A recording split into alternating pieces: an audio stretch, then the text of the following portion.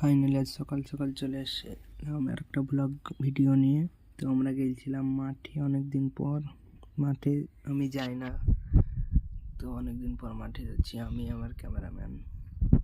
তো মাঠে গিয়ে দেখছি অনেক কাটা রাস্তায়, তারপরও গেলাম জঙ্গল জঙ্গল দিয়ে যাচ্ছি দুজনে, এদিক ওদিক কলা বাগানে একটা ঢুকলাম, হটে কলা অনেক সুন্দর লাগছিল। এটা হচ্ছে পেঁয়াজের ভুঁই, গ্রামে মাঠে এরকমই থাকে পেঁয়াজ রসুন পাশে। আর এটা আমার ক্যামেরাম্যান। আর আমরা যাচ্ছিলাম আপনাদেরকে মাঠের ভিউ দেখানোর জন্য।